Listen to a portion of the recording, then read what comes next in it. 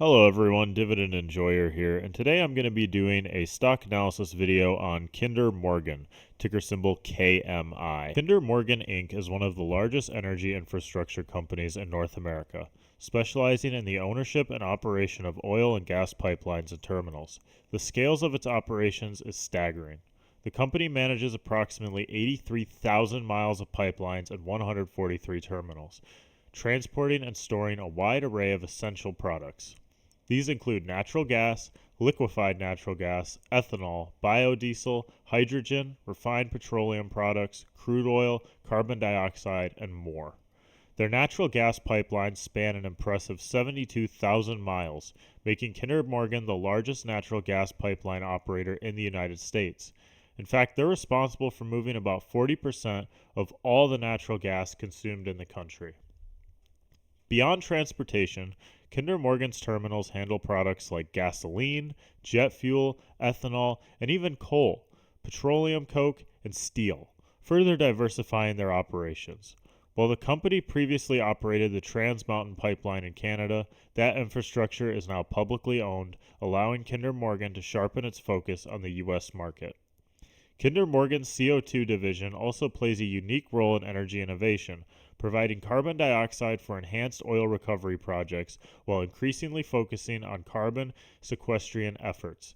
This positions the company as a potential leader in future low-carbon initiatives, leveraging their existing infrastructure to address evolving energy needs. Kinder Morgan's stock is currently priced at $29.29. It's up 64.37% over the past year, which is huge. The market cap is $65.07 billion. The price to earnings ratio is 25.75, and the annual dividend yield for the stock is 3.93%. Analysts are both bullish and bearish on the stock, with some analysts rating Kinder Morgan's current price as a strong buy or a buy. A lot of them rating it a hold, one even rating it a sell as of today. I think maybe that's just because the stock has run up so much. But I think that these kind of energy infrastructure companies are going to be really important to meet the needs of AI, training and just all the energy that we're going to be needing into the future. I think that this company has a lot of growth ahead of it, and it's very unique because it's similar to Energy Transfer with the pipelines it operates in. And I really think that these are going to be the top tier energy companies just in general. That's kind of my gut feeling about Kinder Morgan and companies like it. Kinder Morgan doesn't have as great of a dividend growth compound annual growth rate on average as the sector median. As you can see, its 3-year compound annual growth rate is 2.2% when the sector medians was 20%. The 5-year compound annual growth rate was 3.8, where the sector median was 4.67. And the 10-year average dividend compound annual growth rate is actually negative. And I think this is going to be a situation similar to Energy Transfer, where there was a period of time post-COVID that they actually had to suspend the dividend. And my first thought on that, because Energy Transfer is essentially a very similar company, these companies only really lose money when demand for energy is lower. And when people aren't driving to work and everyone's inside, the demand for energy was just as low as it's ever been, maybe in history. So they got really unlucky with COVID. This was a really bad business to own during COVID. But the future growth prospects look good, and I highly doubt, with the way things are trending, people are going to want to be, returning to lockdowns or anything like that. I think that the compound annual growth rate of the dividends, okay, it's acceptable, especially considering that the average probably got messed up, because of an anomaly event. So I'm interested to see what the DCF valuation is going to tell us, though. But, the annual dividend yield is pretty solid for this company. I've calculated a weighted average cost of capital for Kinder Morgan of 6.07%. I obviously have the risk-free rate of the 10-year, which is 4.79%, the beta of the stock, which is 0.91, and an average market return of 7% to get a cost of equity of 6.801%. I have the cost of debt, all numbers in thousands, with the interest expense, the total debt, which shows that the cost of debt is 5.793%. And then I have the income tax expense and the income before tax, showing their effective tax rate is 20.84%, coming with a cost of debt after tax of 4.586%. Then we take the total debt and the total equity and get their weightings by adding them together and then dividing them by the total. So we have total debt weighting of 32.92% and a total equity rating of 67.08%. And once we multiply the cost of each of these and the weighting, we have a weighted average cost of capital of 6.07%. It's my DCF model for Kinder Morgan, all values in thousands. So essentially, to break even and still have an upside, they only have to grow the cash flow by 1.5%. And as you can see by the cash flows, they swing a lot. But generally, these companies are investing in some kind of form of growth, or they're returning that in a dividend. It looks like Kinder Morgan has a lower annual dividend yield, so they're actually committing less money than, for example, a company I own, Energy Transfer, which has been amazing to me.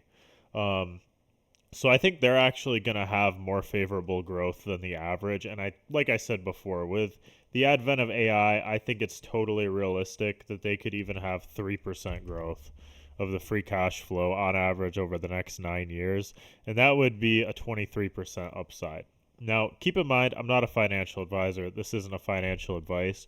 But if you like the type of company, even at a 0% growth rate, there's only 11.7% downside. Now, at a 1% growth rate, you're basically even. So if they're able to perform and average a higher than 1% free cash flow growth, then the stock's a buy, because that's about even. That's about as close to even as you get at a 1% growth rate of the free cash flow, over the next 9 years. Now, if they go crazy and they have a 5%, there's a 52% upside to the stock. So I think this stock is actually very close to fair value or slightly undervalued. I don't think you're getting like an amazing deal because of how much it's run up, but I definitely think that there's the chance that if this thing grows more than people are expecting and something's not priced in, this stock could be worth a lot of money. I actually think this would be a good idea for me to maybe buy with my Energy Transfer dividends or Enbridge stock, just so that I'm diversifying like different structures of oil companies. So let's say you own a bunch of Energy Transfer stock or you own a bunch of Enbridge stock. It might be a good idea to take your dividends or take a certain percentage of it and put it into Kinder as well. So then you have exposure to two different companies within the same sector, because one of them might be able to get more growth than the others, but I think all of them are a great investment for the long term. I mean, I've made personally a lot of money off of Energy Transfer, probably about $6,000 so far, with like 5,600 in. So I love the company. And I know there are a lot of people that want more coverage on these types of stocks, and I don't think they're being talked about enough because there's going to need to be very high energy production for these AI data centers. And I think if you want to get ahead of the curve personally, I think companies like Kinder Morgan, Energy Transfer, and Enbridge are all great options. And I think, judging by my analysis, I really think that Kinder Morgan is probably undervalued. And I think if you're patient and just reinvest the dividends, you can make a lot of money with this stock. And it seems safer than a lot of other companies. It is monopolistic in the way that nobody wants to spend the money to put those pipes in the ground. But once they've spent the money and put the pipes in the ground, those pipes are very, very good inflation-proof asset, because once you spend the money on it, it's there, it's producing. And Kinder Morgan has obviously grown 64% over the past year, so you would have been better getting in at the start of last year. But I think there's still some growth in it. I think it's going to overperform the S&P personally. But that's just my opinion, I mean, I could totally be wrong. This model could be wrong. I don't think my discount rate's wrong. I don't think my, hypothetical growth rates are wrong. I think it's going to grow on average. And I'm really excited for the future. And I think that this stock could be a good addition to your portfolio. If you do the research and decide between all of these types of companies that have the natural gas and petroleum infrastructure. And then you look at actually the size of the piping and where the pipes are, if they're in places that are going to be, less regulated, whatever you're anticipating for your investing hypothesis. I think you should make the decision based off of that and then go off of the valuation as well. I think Energy Transfer might be a better valuation, and I have a stock analysis video on that, and I also have one on Enbridge. But I think Kinder Morgan, because it pays the lower dividend, might be able to put more money into capex and reinvest that in growth. So it depends on what you want. Do you want a higher dividend now, or do you want free cash flow growth in the future? That's kind of where I'm at with some of the higher dividend paying ones in Kinder Morgan. But I think Kinder Morgan is definitely probably undervalued. If I had to say, undervalued or very close to fair value. Depends on how the year is going to go. Obviously, they're down from last year, but I think that it's a very cyclical business in terms of where's energy demand and what are oil prices. So I think Kinder Morgan's going to make a lot of money in the future. I'm really excited for it. I think especially with the new administration, they're going to be more friendly to these types of companies. But what do you guys think? Let me know down in the comments down below. I really appreciate all your support. Have a great day.